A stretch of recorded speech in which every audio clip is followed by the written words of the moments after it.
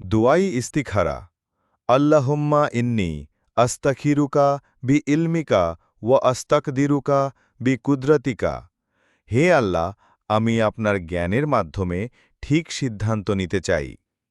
দোয়া কুনুত আল্লাহুম্মা হদিনী ফিমান হাদাইতা।